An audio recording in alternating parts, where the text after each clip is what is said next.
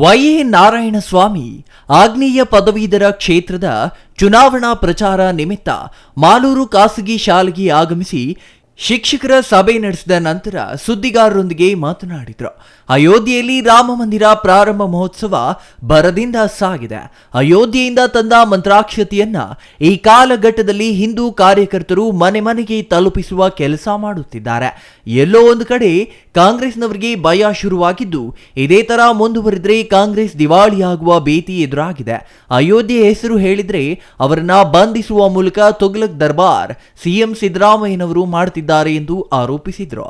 ನಾನು ರಾಮನ ಭಕ್ತ, ತಾಕತ್ತಿದ್ರೆ ನನ್ನನ್ನ ಬಂಧಿಸಲಿ ಎಂದು ಎಂಎಲ್ಸಿ ವೈ.ಎ. ನಾರಾಯಣಸ್ವಾಮಿ ಸಿಎಂ ಸಿದ್ದರಾಮಯ್ಯನವರಿಗೆ ಸವಾಲ್ ಹಾಕಿದ್ರು.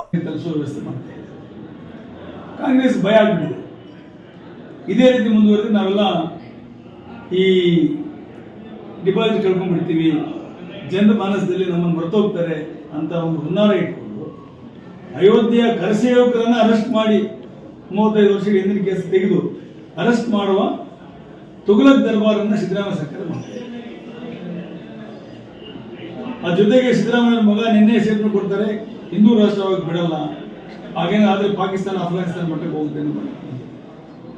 ನನಗೊಂದು ಅರ್ಥ ಆಗ್ತಾ ಇಲ್ಲ, ಭಾರತೀಯ ಜನತಾ ಪಾರ್ಟಿ ಸಮಾಜದ ಪರ ಕೆಲಸ ಮಾಡ್ತಾರೆ, ಹಿಂದುತ್ವ ಅಜೆಂಡಾ ಇದೆ ಇಲ್ಲ ಅಂತ ಹೇಳಿಲ್ಲ. ಆದರೆ ರಾಮ ಭಕ್ತರು ಅಸಂಖ್ಯಾತ ಕೋಟ್ಯಾಂತರ ಜನ ಇರುವ ಈ ದೇಶದಲ್ಲಿ ರಾಮನಿಗೆ ಅವಮಾನ ಮಾಡೋ ಮಾತುಗಳು, ರಾಮ ದೇವಸ್ಥಾನಕ್ಕೆ ವಿರುದ್ಧವಾದ ಮಾತುಗಳು, ಇವೆಲ್ಲ ಕಾಂಗ್ರೆಸ್ ನಡ್ಕೊಳ್ಳೋ ರೀತಿ ನೋಡಿದ್ರೆ ಕಾಂಗ್ರೆಸ್ ಅವರು ಧೃತಿಗೆಟ್ಟಿದ್ದಾರೆ. ಕಾಂಗ್ರೆಸ್ ಅವರು ವಿಶೇಷವಾಗಿ ಆ ಹೋಮ್ ಮಿನಿಸ್ಟರ್ ಮತ್ತು ಮುಖ್ಯಮಂತ್ರಿ ಇಬ್ಬರು ಸೇರಿ ಈ ಜನರಿಗೆ ಬೆದರಿಕೆ ಮಾಡುವ ವ್ಯವಸ್ಥೆ ಮಾಡ್ತಾರೆ. ಯಾರೋ ಇಬ್ಬರು ರಾಮ ಭಕ್ತರ ಅರೆಸ್ಟ್ ಮಾಡಿಬಿಟ್ರೆ ಬೆದರಿ ಬಿಡ್ತಾರೆ ಅಂತ. ಯಾರು ಬೆದರಲ್ಲ. ಬಿಜೆಪಿಯವರು ಸಿದ್ದರಾಮಯ್ಯಗೆ ಮತ್ತು ಅವರ ಹೋಮ್ ಮಿನಿಸ್ಟರ್ಗೆ, ಸರ್ಕಾರಕ್ಕೆ ಬೆದರಿ ಕಾಲ ಹಾಕುವ ಯಾವ ಕಾರ್ಯಕರ್ತ ಬಿಜೆಪಿ ಇಲ್ಲ. ನಾನು ಇವತ್ತು ಚಾಲೆಂಜ್ ಮಾಡ್ತಾ ಇದ್ದೇನೆ.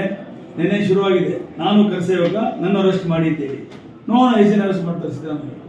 ಈ ಸಂದರ್ಭದಲ್ಲಿ ಬಿಜೆಪಿ ತಾಲೂಕು ಅಧ್ಯಕ್ಷ ಪುರನಾರಾಯಣಸ್ವಾಮಿ, ಪುರಸಭಾ ಸದಸ್ಯ ಎಂವಿ ವೇಮನ, ಅನಿತಾ ನಾಗರಾಜ್, ಕೆವಿ ಗಿರಿ, ತಬಲಾ ರಾಜು, ಶಿಕ್ಷಕ ಚೌಡಪ್ಪ, ಕೆಂಪಣ್ಣ, ರಾಮಯ್ಯ, ಬೈಯಣ್ಣ ಇನ್ನೂ ಹಲವರು ಹಾಜರಿದ್ದರು.